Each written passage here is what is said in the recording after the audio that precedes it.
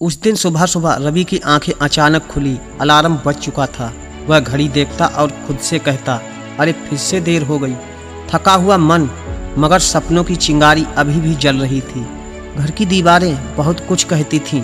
कमरे की हर एक दरार उसके संघर्ष की कहानी बयां कर रही थी। किताबें बिखरी थीं, लक्ष्मीकांत, बिपिन चंद्र और अर्थशास्त्र के भारी नोट्स, जिन्हें पढ़ते पढ़ते वो कई रातें बिना सोए गुजार चुका था।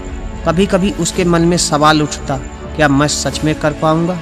घर की आर्थिक स्थिति इतनी ठीक नहीं थी। माँ के हाथों की वो पुरानी चूड़ियाँ जो कभी उसकी पढ़ाई के लिए बेची गई थी, वो उसे बार बार याद आती। कई बार हताश होकर उसने सोचा, क्या यही जीवन है? लेकिन अगले ही पल भीतर से आवाज़ आती, रवि हार मत मानना, ये संघर्ष ही तेरा जीवन है। वो अपने दोस्तों को देखता जो पहले ही अच्छे पदों पर जा चुके थे। उसके मन में एक दर्द उठता, क्या मैं भी एक दिन ऐसा बन पाऊंगा? और फिर वही यूपीएससी की तैयारी।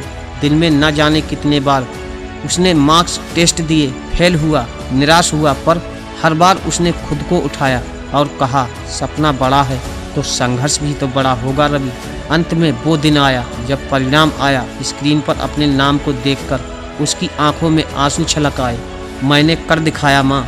माँ भी पास खड़ी थी। उसकी आंखों में गर्व के आंसू थे।